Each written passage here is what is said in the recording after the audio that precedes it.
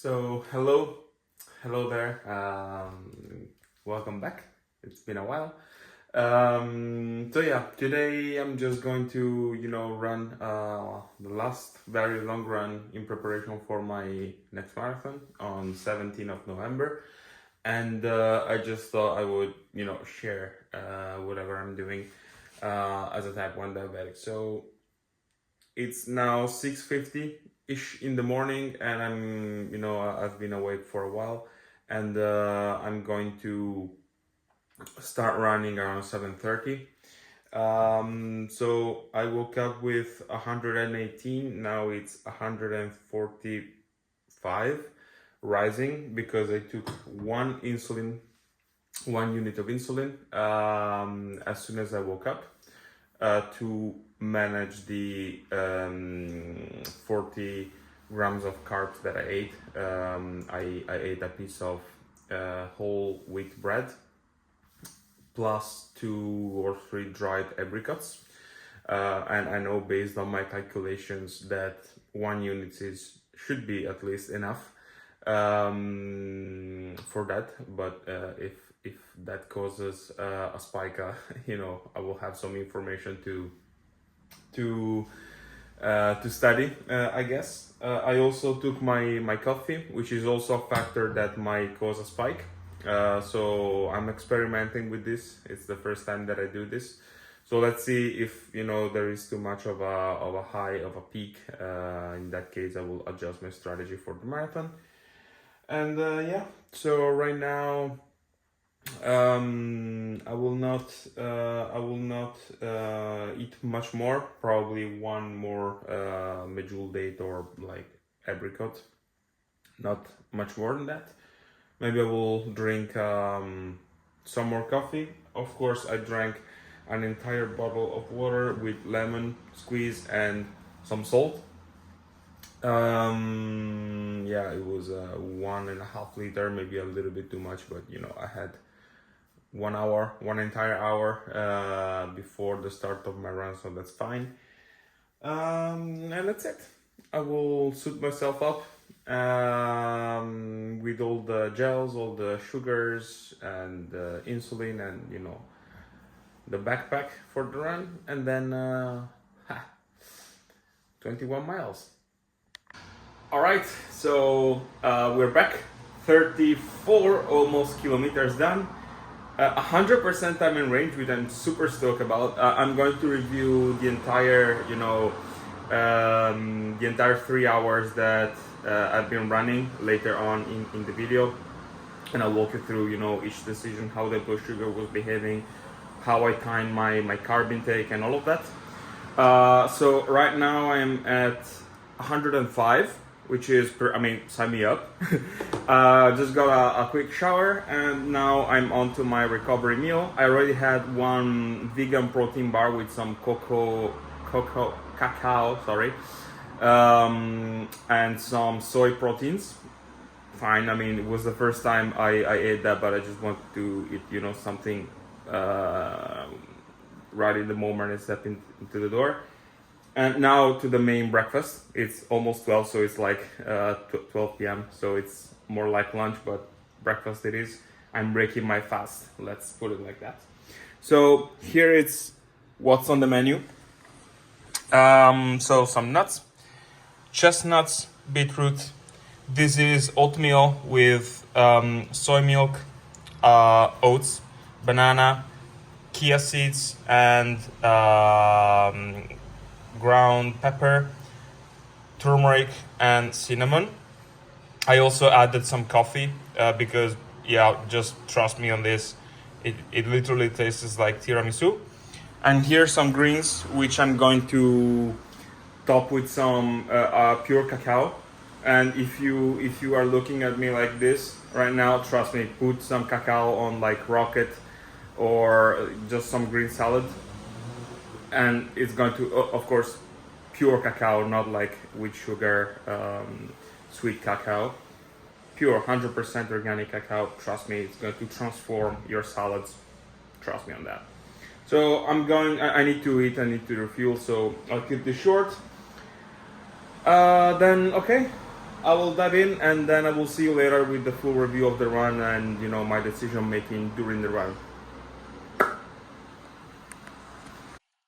So let's go over what happened. So it was in range 100% of the time, and here you can follow along. Also, you can find this on my X account.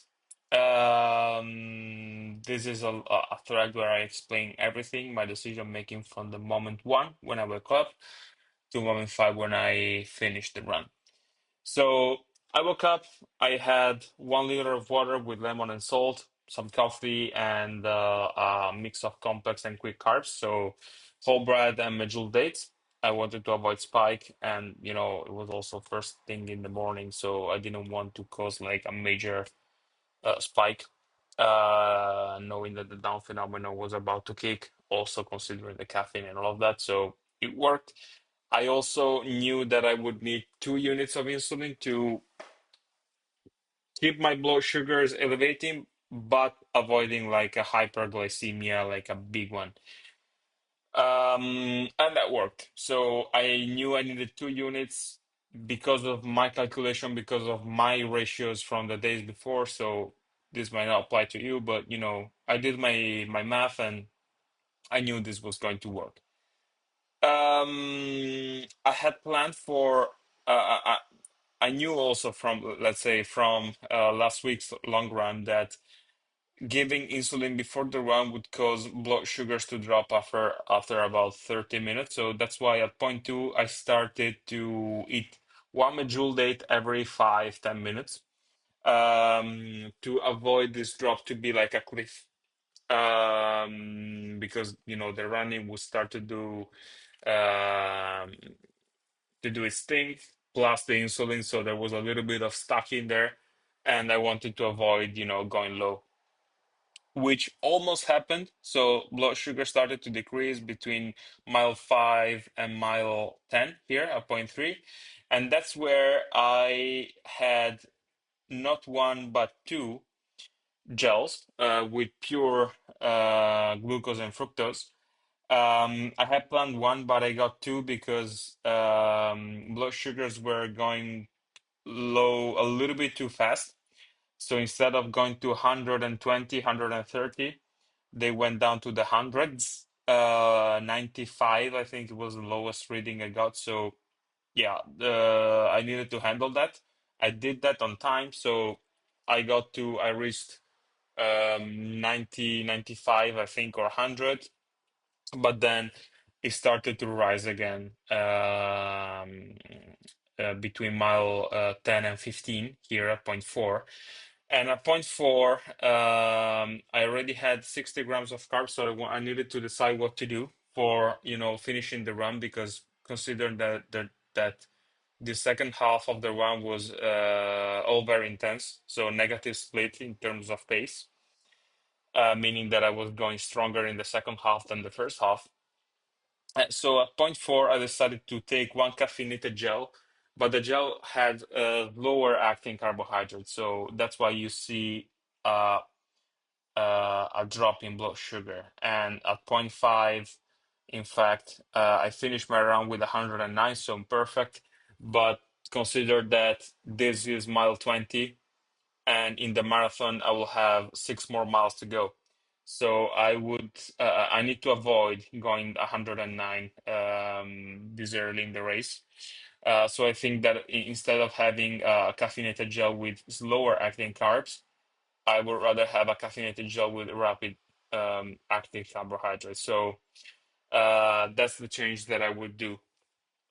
And also probably I would do something between point two and three to avoid dropping that low that fast, because you see that the drop here was quite rapid. So that's it. And yeah, so I finished 109, so pretty happy with that, to be honest.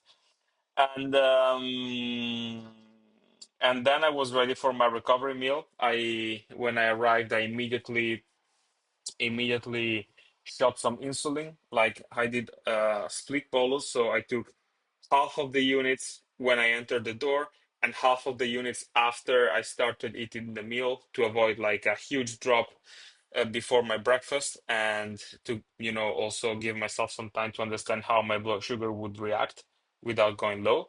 And it was a big oatmeal with oats, bananas, chia seeds, soy milk, coffee, and cacao powder, pure cacao powder, dark cacao, of course, without sugar. And just put that in the oven, and trust me, it tastes like tiramisu. It's so good, so rewarding. And then I also got like some leafy greens and a couple of pieces of fruit. And in terms of macros, yeah, you can see plenty of carbs, 40 grams of protein and 25 grams of fats. And yeah, so a big success overall. And then I'm ready, I'm getting ready. The race is getting closer. It's going to be 17th of November. So a couple of weeks to go, a couple of long runs to refine my strategies, few things to adjust, but we are keeping track of everything, taking notes, and crafting the plan. So let's see, let's do our best, and then whatever happens, happens. But I'm doing everything I can. Everything that is in my control, I'll do. You can bet on that. So let's go. The marathon is coming, and we are getting ready.